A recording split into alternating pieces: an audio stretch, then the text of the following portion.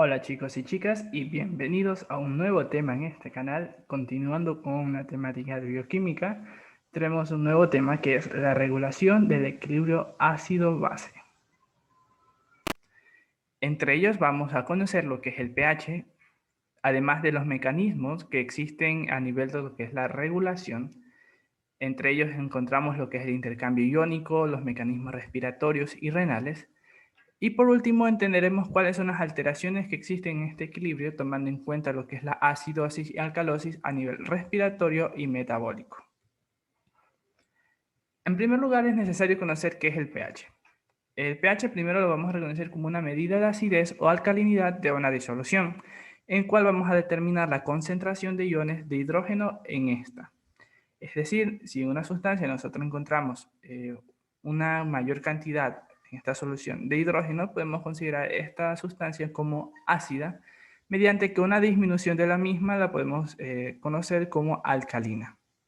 Esta está dada por una escala del 0 al 14, tomando como valor referencial o neutral el 7. Valores o, digamos, una sustancia que tenga mayor a este valor se la conocerá como una solución alcalina, mediante que alguna solución que tenga un menor valor a 7 se la conoce como una solución ácida. Mediante ellos podemos reconocer o tomar en cuenta valores referenciales que pueden estar relacionados a lo que viene a ser los compartimentos que tiene el agua. Entre ellos el líquido extracelular está entre los valores de 7,35 y 7,45. Valores de líquido intracelular referenciales 7,4. Valores menores a ellos que puede llegar hasta 6, pero en ocasiones en que exista alguna patología, pero siempre se toma el valor referencial de 7,4 como valor normal. Y la orina, que puede llegar a tener un pH de hasta 4,5, es muy ácida. Y se puede encontrar hasta valores de 8 alcalina, pero tomando en cuenta de que este valor ya es referente a patologías, no es un valor normal del pH de esta sustancia, en este caso que es la orina. Ahora, van a existir tres mecanismos que vamos a estudiar o que son partes de los procesos indispensables para lo que es la regulación del ácido-base. El primero es el intercambio iónico, la cual va a participar en todos los componentes o todos los mecanismos. Entendiendo este primer mecanismo, entenderemos los demás súper fácil. Tenemos ahí los mecanismos respiratorios que están muy relacionados a lo que es la respiración, como su palabra misma la menciona. Entonces, encontraremos también aquí un poco de intercambio de oxígeno y dióxido de carbono, y los mecanismos renales, que está relacionado a lo que es la producción de orina. Ahora, el intercambio iónico es uno de los principales mecanismos dentro de esta regulación ácido-base, más no por la influencia que tiene en esto, ya que hay otro mecanismo que influye más en esta regulación, pero es por el entendimiento que existe en los procesos químicos para la regulación del pH. Entonces, si entendemos bien lo que es el intercambio iónico, vamos a entender los otros procesos. Entonces, dentro de una respiración celular, vamos a comprender que en una respiración siempre captamos el oxígeno y expulsamos el CO2. De la misma manera, dentro de los capilares sanguíneos va a difundirse el oxígeno desde los capilares sanguíneos hacia los tejidos y viceversa, con lo que viene a ser el dióxido de carbono. Esta va a difundir desde los tejidos a los capilares sanguíneos. Ahora, este CO2 precisamente no se va a encontrar como este compuesto, sino que esta se va a diluir en agua, dando como resultado un ácido, que es el ácido carbónico. Si nosotros tenemos una sustancia ácida en nuestra solución, en este caso viene a ser el plasma, nosotros vamos a tener una disminución del pH, es decir, vamos a tener un componente ácido. Y nosotros no debemos disminuir nuestro pH a nivel, en este caso, del torrente sanguíneo. Entonces, para ello necesitas un mecanismo de regulación para llegar hacia los parámetros normales que vienen a ser los 7,40 dentro de los valores de pH normal dentro del líquido extracelular. Entonces, para ello vamos a necesitar una reserva alcalina. Esta reserva alcalina va a estar dada por lo que es el bicarbonato. El bicarbonato tiene la capacidad de, en primer lugar, captar los hidrógenos de los ácidos, volviendo la sustancia o un poco más alcalina, llegando a los valores normales que necesita dentro del cuerpo humano. Entonces, esto disminuye el potencial de hidrógeno de una sustancia. Entonces, a esto damos como el proceso de intercambio iónico, es decir, capto un ion para volver esta sustancia más alcalina. Y esta solución puede ser viceversa, porque si nosotros encontramos una mayor cantidad de bicarbonato, es decir, tenemos una sustancia alcalina, los iones de hidrógeno tienen la capacidad de unirse a estos bicarbonatos volviendo a esta sustancia más ácida, volviendo a los valores normales del pH. Entonces, va a ser un proceso de que si existe más de un valor, va a disminuir o aumentar de acuerdo a las proporciones que necesita para regular el pH. Este proceso o esta base, que en este caso es el bicarbonato, no solo se va a utilizar en este proceso de respiración celular o intercambio de oxígeno y dióxido de carbono a nivel tisular, sino que también va a existir en otros procesos de ácidos. Entre eso tenemos el ácido acético, en lo que viene a ser la cetosis, mucho más en la diabetes, que ya venimos con una patología. Al tener una cantidad de ácido, en este caso ácido acético, en mayor proporción, vamos a tener un mecanismo compensatorio para disminuir esa acidez y llegar a los valores normales. Y recordemos que tenemos también mucho más ácidos que van a ser resultado de ciertos procesos químicos que vamos a necesitar regular, y para ello vamos a necesitar la presencia de bicarbonato. Ahora, tomando en cuenta de eso, ya entendimos parte de los mecanismos respiratorios. Este partícipe del CO2, cómo se controla esto en lo que viene a ser la regulación del ácido carbónico, pero va a existir otro mecanismo no relacionado a la parte química, sino a la parte fisiológica para regular la respiración. ¿Qué pasaría si nosotros tenemos una mayor cantidad de CO2 en la sangre? Lógicamente, aumentaría el nivel de ácido carbónico y a su vez aumentaría el pH sanguíneo. Bueno, en este caso disminuiría por el mismo hecho que va a ser una sustancia ácida. Entonces, quizás la base no va a ser un mecanismo que va a regular totalmente ese ácido. Entonces, para ello necesitamos un componente fisiológico. En este caso vamos a tener los que son los quimiorreceptores, que esto se va a encontrar a nivel de la aorta y a nivel de la carótida. Estos quimiorreceptores van a ser, en teoría, evaluadores o van a evaluar la cantidad de dióxido de carbono que existe en nuestra sangre. Al tener un elevado contenido de dióxido de carbono en la sangre, estos van a enviar receptores o sustancias químicas, en este caso, al bulbo raquídeo, principalmente a los núcleos respiratorios. Estos van a aumentar la respiración con el fin de disminuir el dióxido de carbono que existe en la sangre. Por ejemplo, nosotros cuando hacemos actividad física o aumentamos nuestra frecuencia cardíaca, aumentamos nuestro gasto de energía. Esto aumenta el dióxido de carbono en la sangre, pero a su vez también aumenta la necesidad de oxígeno. Entonces, el mecanismo de regulación dentro de la respiración es aumentar la respiración para satisfacer, primero, la necesidad de oxígeno y también para la disminución o la expulsión de lo que viene a ser el dióxido de carbono, manteniendo o regulando lo que viene a ser el pH dentro del líquido extracelular. Ahora, si nosotros nos damos cuenta dentro de este mecanismo para la elaboración dentro del bicarbonato, nosotros vamos a tener iones de hidrógenos. Estos iones de hidrógeno, antes de explicarlo, estos iones de hidrógeno comúnmente también suelen unirse a lo que vienen a ser las proteínas. Estas proteínas, principalmente la hemoglobina, permiten también transportar iones de hidrógeno, también convirtiéndose en un mecanismo o siendo parte del mecanismo de regulación ácido-base. Ahora, nosotros necesitamos, en teoría, botar estos iones de hidrógeno para que no existan más reacciones químicas y aumente la acidez dentro del torrente sanguíneo. Entonces, para ello tenemos los mecanismos renales. En este caso, tenemos lo que es la producción de orina. Esto va a explicar mucho por qué el proceso de la orina o por qué la orina es ácida. Comúnmente el pH de la orina oscila dentro de los 4.8 y 5.4. Entonces, en la sangre nosotros recordemos que vamos a tener este mecanismo iónico donde existe una solución a nivel del agua y dióxido de carbono mediadamente la enzima anidrasa carbónica, vamos a tener como resultado lo que es el ácido carbónico. Continuando con el proceso, recordando el mismo, este va a dar el bicarbonato y va a soltar lo que es el ion de hidrógeno. Este ion de hidrógeno va a tener que eliminarse.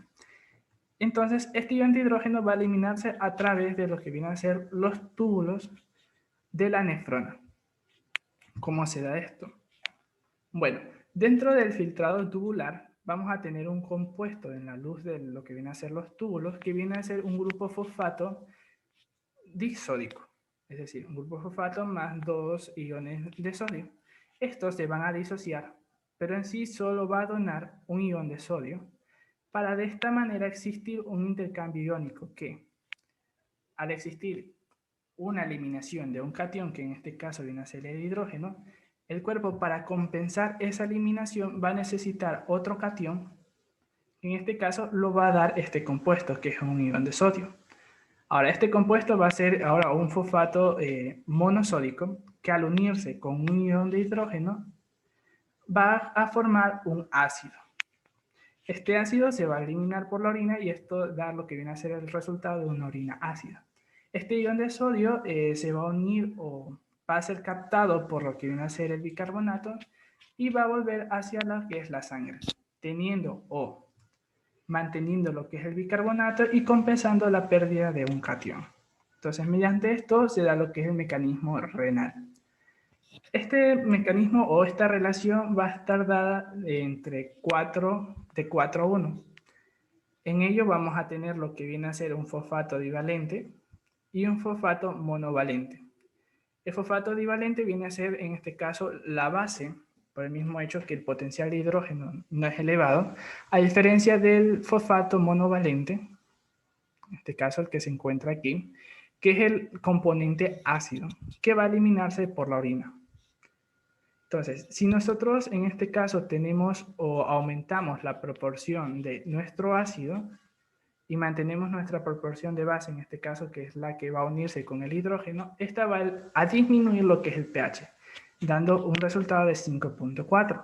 De la misma manera, si aumentamos otra vez la cantidad de ácido dentro de esta solución, en este caso la formación de orina, se sigue disminuyendo el pH. En este caso, por ejemplo, tenemos 400 de fosfato monovalente, va a existir una disminución a 4.8.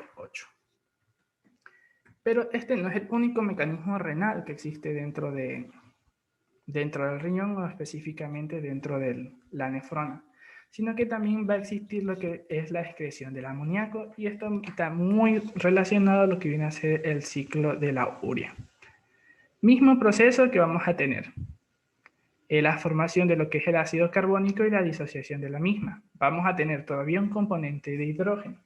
Este hidrógeno ya no se va a unir al grupo fosfato que tuvimos al inicio, sino que va a ser captado por un ion cloro y por el amoníaco, que va a ser como resultado dentro de lo que viene a ser el proceso de la urea. Entonces, este ion de sodio y de cloro se va a disociar. Otra vez, el sodio se va a captar dado a la compensación que debe existir a la pérdida de un catión por un mismo catión. Entonces, pierdes un hidrógeno, ganas un sodio. Entonces, este cloro va a servir como un componente indispensable para la unión de este amoníaco con el ion de hidrógeno, formando lo que viene a ser el amonio. Otro elemento que va a ser excretado por la orina. Entonces, tenemos dos mecanismos renales que va a funcionar en la regulación ácido-base, que en este caso viene a ser la formación de grupo fosfato o un ácido con un grupo fosfato o la excreción de lo que viene a ser el amoníaco en forma de amonio. Entonces, sabemos que existe una regulación y que necesita una compensación o una equidad entre los valores de un ácido y una base. Entonces, para ello es necesario comprender una ecuación que es la de Anderson-Hasselbalch, que viene a ser esta. Esta determina la cantidad o la proporción que existe entre una base y un ácido, para que así mantenga el pH normal. Entonces, recordemos, el líquido extracelular es de 7.4. Si nosotros aplicamos esta fórmula, nosotros vamos a tener que la proporción de base va a ser de 20:1 en relación al dióxido de carbono.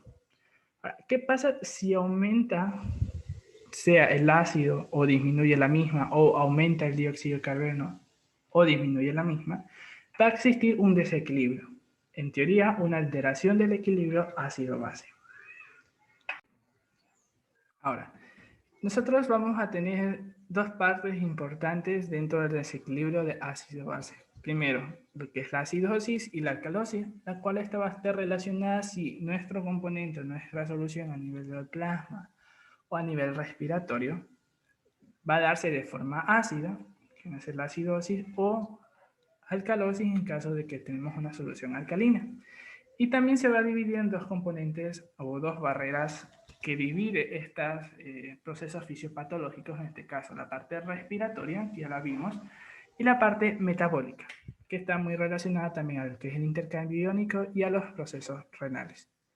A pesar de eso, a pesar de ser componentes respiratorios y metabólicos, en ambas partes van a estar implícitos la parte de respiración dada por los alvéolos pulmonares y la parte renal dada por la nefrona de en este caso de los riñones. Entonces, en primer lugar tenemos lo que es la acidosis respiratoria. Entonces, vamos a tener un aumento de pH, bueno, una disminución de pH dentro de los procesos respiratorios. ¿Qué componente nos da un ácido dentro de la respiración? Explícitamente el CO2. Entonces, este va a ser nuestro elemento importante o el elemento que nosotros vamos a medir dentro de los procesos respiratorios. Entonces, significa que si tenemos una acidosis, significa que existe un aumento de dióxido de carbono. Entonces, palabras más concretas, vamos a decir que va a aumentar la tensión parcial o, en este caso, la presión de CO2. Por el mismo hecho, recordemos que el CO2 viene a expresarse más en forma de gas, entonces vamos a medirlo mediante presión. ¿Qué patologías existen dentro de estas o qué causa esta acidosis respiratoria? Principalmente la hipoventilación, es decir, la disminución de esta ventilación, la cual va a estar dada en dos formas. De forma crónica, que están los efisemas, la fibrosis pulmonar y las enfermedades cardiopulmonares. Mediante que la parte aguda va a estar dada por intoxicaciones por medicamentos que disminuyen los procesos fisiológicos dentro de los neurotransmisores y esto descontrola un poco lo que viene a ser los procesos respiratorios. Y entre ellos también tenemos trastornos neuromusculares. Recordemos que también los músculos vienen a formar una parte importante dentro de la respiración, ya que forma como una ayuda para los procesos respiratorios. ¿Cuáles vienen a ser los mecanismos compensatorios? Bueno, si tenemos patologías o tenemos enfermedades que afectan a nuestra parte respiratoria y nuestra parte respiratoria no está funcionando bien, ¿cuál es el otro mecanismo compensatorio que existe? Específicamente el riñón. Entonces vamos a tener lo que viene a ser el mecanismo renal, que va a ser el mecanismo compensatorio de la acidosis respiratoria. Para ello va a aumentar lo que viene a ser la excreción de potasio, en este caso también el amoníaco, y el cloro.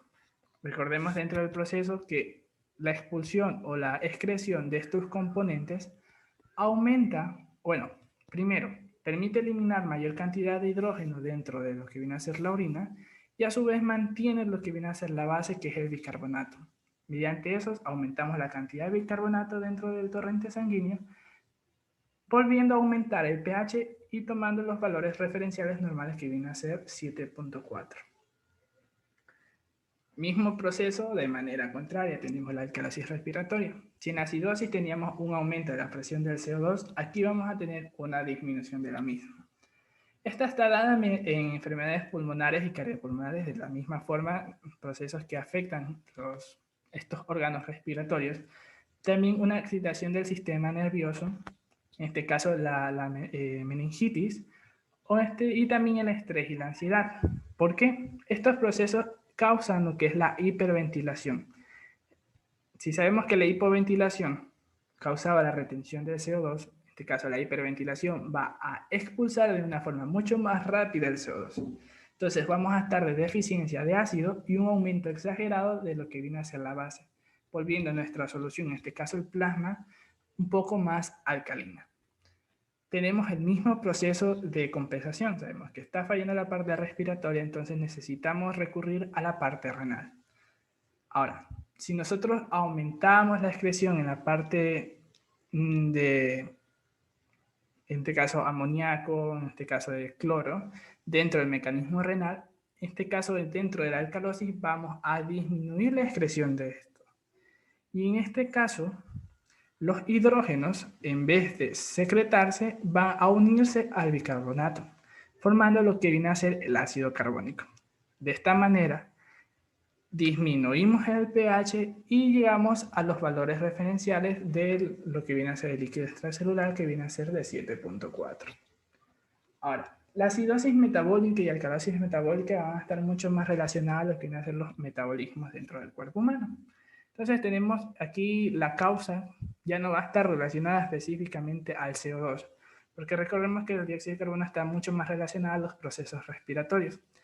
Es una actividad metabólica, recordemos que nuestra base importante viene a ser el bicarbonato. Entonces, si este bicarbonato es quien está fallando, entonces vamos a tener un mal proceso metabólico, lo cual da o una acidosis o una alcalosis. En este caso, la acidosis, vamos a tener una disminución del bicarbonato, dado que si tenemos menor cantidad de base y esta hace que la proporción de ácido sea mucho mayor, va a haber una acidosis por el mismo hecho. Entonces, dentro de las patologías que vamos a tener, viene a ser la insuficiencia renal y la diabetes. Dentro de la insuficiencia renal encontramos de que, por ejemplo, el bicarbonato puede llegar a ser secretado mediante la orina. Entonces, recordemos que el bicarbonato tiene que ser retenido y otra vez devuelto a la sangre. Entonces, si no tenemos un control dentro de este proceso, va a existir una expulsión de bicarbonato, volviendo el plasma un poco más ácido por la presencia del ácido carbónico. ¿Cuáles vienen a ser los mecanismos compensatorios? Bueno, volvemos al punto de inicio. Si ahora nuestra parte renal está fallando, ¿cuál viene a ser nuestro otro mecanismo que nosotros vamos a utilizar? En este caso, la respiración. Entonces, si tenemos una mayor cantidad de, en este caso, ácido carbónico que se va a disociar de manera más fácil para convertirse en CO2, entonces nosotros vamos a aumentar el nivel o la capacidad de respiración, tratando de expulsar lo que es la mayor parte de CO2. A pesar de eso, el mecanismo de respiratorio no es un mecanismo totalmente fuerte como el renal, por el mismo hecho que siempre se va a necesitar ayuda de otros componentes externos para controlar esta acidosis. Este caso es muy recomendable, por eso en estos puntos llegar a utilizar bicarbonato para compensar los niveles de bicarbonato dentro del plasma sanguíneo. Como último punto dentro de los procesos químicos que están relacionados a lo que viene a ser el equilibrio ácido-base, tenemos lo que viene a ser la alcalosis metabólica. Recordemos, si tenemos un proceso relacionado a la parte metabólica dentro del pH, va a estar mucho más relacionado a la presencia de bicarbonato. Y si es una alcalosis, significa que vamos a tener un aumento de proporción dentro de una base. Esto va a estar dado por diferentes patologías, en este caso, primero lo que viene a ser el vómito, o en algunos casos lo que viene a ser los lavados gástricos. Dentro de los componentes gástricos, el ácido que tiene mayor proporción viene a ser el ácido clorhídrico. Si tenemos una disminución de un ácido, con mayor lógica vamos a tener una mayor proporción de base. Esto va a dar una sustancia más alcalina. Entonces, por eso tenemos alcalosis metabólica. Ahora, ¿cuál viene a ser el mecanismo compensatorio de esto? Bueno, aquí sí va a funcionar la parte renal, ya que esta no va a estar totalmente ligada a procesos patológicos renales. Pero para ello aquí no vamos a hacer el mismo proceso de la alcalosis respiratoria, dado que vamos a tener una mayor cantidad o exagerada de bicarbonato. Ya no vamos a tener una disminución de CO2. Nuestro nivel de CO2 y ácido carbónico está normal. No necesitamos aumentarlo porque aquí sí vamos a tener una acidosis metabólica. Entonces, si ya no tenemos nuestro bicarbonato para unirlo con otro hidrógeno y formar el ácido carbónico, entonces vamos a tener que de ley botar este bicarbonato o excretarlo.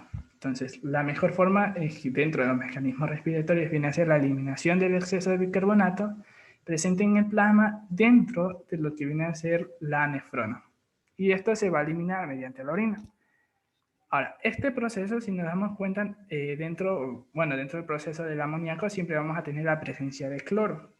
Recordemos que el cloro se excretaba dentro de la orina.